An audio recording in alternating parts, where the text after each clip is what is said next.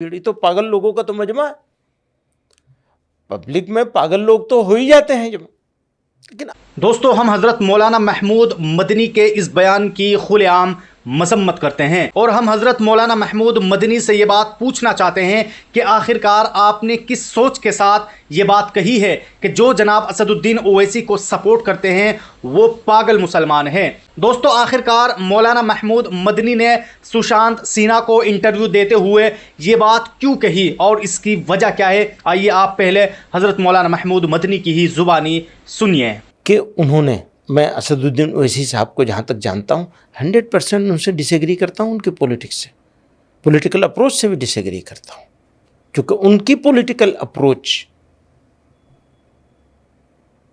उस political approach को support करती है जो बांटने वाली है, और उससे उनको भी कुछ फायदा होता है, दूसरों को उससे भी ज्यादा फायदा होता है। तो ये उनकी पॉलिटिकल अप्रोच की बात, अपना डिसएग्रीमेंट शो करता हूं। इसी के साथ ये कहना चाहता हूं आपसे, मुझे बिल्कुल उम्मीद नहीं थी। वो पाकिस्तान गए थे, पुरानी बात हो गई है, कुछ साल पुरानी बात हो गई, और वहां उन्होंने उनसे इसी तरह का सवाल किया गया था, जहां उनको, जैसे आपने मुझसे सवाल किया इंडिया में मुसलमानों की क्या सिचुएशन है, फलां है फलां, इसी तरह का उनसे कुछ सवाल किया गया था। ऐसा दो टू को ब्लंट जवाब दिया था उन्होंने, डिकोड किए जाने के काबिल है। तो सारी चीज़ों को मिला के देखा जाएगा। जहां तक उनके भाई का ये था कि 15 मिनट के लिए हटा दो, तो ये बांटने वाले लोग हैं, इस पर तो उनके खिलाफ मुकदमा होना चाहिए था, सजा होनी चाहिए थी उनको। वही कहता हूं, अगेन फिर उसी जगह पे आ जाऊंगा मैं। बिल्कुल ये भड़काऊ बात है, नफरती बात है, और इसकी जितनी मजम्मत की जाए कम है। लेकिन सर, उन्हीं के पीछे इतनी मुसलमानों की भीड़ भी तो खड़ी होती है, वो खुश होती है, वो ताली मारती है जब वो कहते हैं 15 मिनट पुलिस हटा लो। ऐसा है, इसी तरह की बहुत सारी बात, बहुत सारे लोग उधर भी बोलते हैं, वहां भी जमा हो जाती है भीड़। तो पागल लोगों का तो मजमा है। पब्लिक में पागल लोग तो हो ही जाते हैं जमा। लेकिन आप अगर ये समझेंगे कि ये मुसलमानों की सोच ऐसी है, चंद हजार या चंद 100 लोगों की भीड़ को देख करके, तालियों को देख करके, सीटियां सुन करके, उनकी खुशी को देखकर, तो मैं एक बात पूछूं आपसे, वो यूपी में आए थे चुनाव लड़ने के लिए, कितना % वोट मिला था?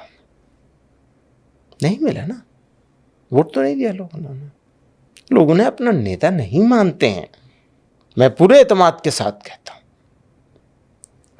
अब ये ठीक है कि वो मौका मिला हुआ है उनको बोलने का, और बोल करके फायदा उठाते हैं। वो अभी खड़े हुए थे तेलंगाना के चुनाव में इतने जोर शोर के साथ, हैदराबाद के अलावा कहीं वोट दिलवा सके उसे? तो हम तो बहुत पहले से उनसे कह रहे हैं, भैया आप वहीं रहिए। वो मानते नहीं, सुनते नहीं इस बात को।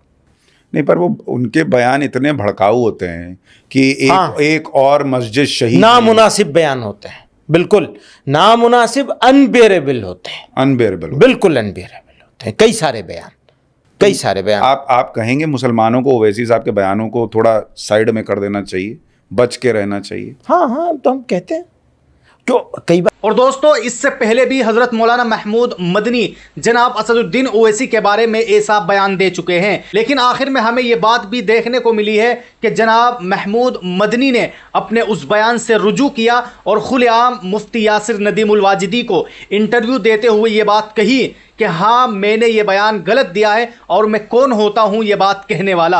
आप ज़रा खुद हजरत मौलाना महमूद मदनी की ही जुबानी सुनिए। आप खुद बार बार अपने जलसों में और अपना जो आपका ब्रोशोर है उसके अंदर जगह जगह जमीयत उलमा हिंद के ताल्लुक से ये ऐलान करते हैं कि जमीयत उलमा हिंद कोई सियासी पार्टी नहीं। तो एक गैर सियासी पार्टी किसी सियासी पार्टी को दूसरे सूबे में आने से कैसे रोक सकती है? यानी क्या इस गैर सियासी पार्टी को ये अखलाकी हक हासिल होगा कि वो एक सियासी पार्टी और पॉलिटिकल शख्स के बारे में ये कहे कि हम उसको फला सूबे में आने नहीं देंगे या उसको उसके सूबे से निकलने नहीं देंगे?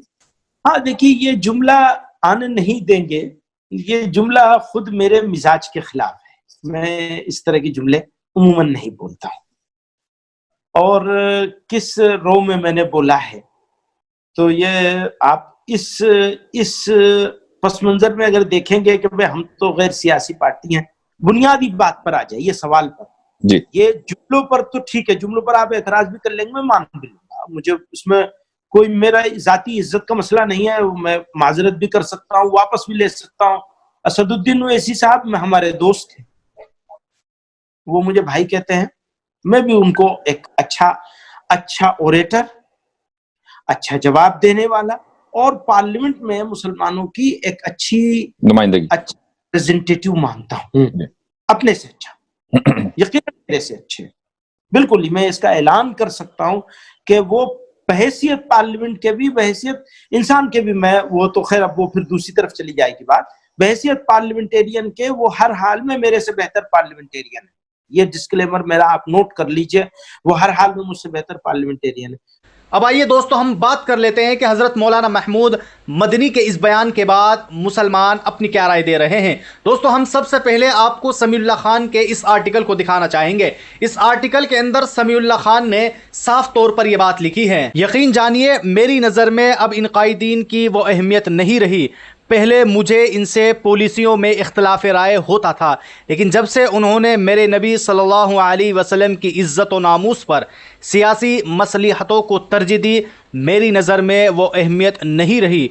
मुझे बहुत ज़्यादा तकलीफ़ है, बहुत ज़्यादा मेरा दिल बुरी तरह से जला हुआ है। उलमाए हिंद, अकाबिरीन देवबंद, उलमाए सुन्नी बरेलवी से लेकर आम मुसलमानान हिंद ने कभी नामूस रिसालत के वाकई और हकीकी मसले पर समझौता नहीं किया था, लेकिन आज ये लोग खुद को उलमा भी कहलाते हैं, लेकिन प्यारे नबी सल्लल्लाहु अलैहि वसल्लम की नामूस के लिए कुर्बानियाँ देने से कतराते हैं, इश्क रसूल, इश्क मुस्तफ़ा के हंगामे से डरते हैं, वो भी जमहूरियत की सियासी मसलिहतों को बहाना बनाकर। उफ, किस दौर में जी रहे हैं हम।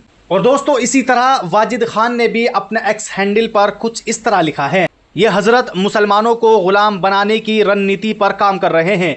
इनके मुताबिक मुसलमानों को सियासत में हिस्सेदारी नहीं मांगनी चाहिए, वरना देश टूट जाएगा। तो दोस्तों आप सब ने देखा कि हजरत मौलाना महमूद मदनी के इस बयान के आने के बाद बहुत से लोगों ने साफ तौर पर उनके बयान की मुखालफत की है और ये बात कही है कि आखिरकार किस सोच के साथ हजरत मौलाना महमूद मदनी ने यह बात कही है कि जो लोग जनाब असदुद्दीन ओवैसी के प्रोग्राम में शामिल होते हैं वो मुसलमानों की पागलों की भीड़ होती है। हम ये मानते हैं कि हजरत मौलाना महमूद मदनी को ऐसा बयान नहीं देना चाहिए था, और वो भी ऐसे इंसान के सामने कि जो अक्सर मुसलमानों के खिलाफ बात करता है। बहरहाल दोस्तों आप सब लोग हजरत मौलाना महमूद मदनी के इस बयान पर अपनी क्या राय रखते हैं, आप लोग भी हमें कमेंट बॉक्स में ज़रूर बताएं।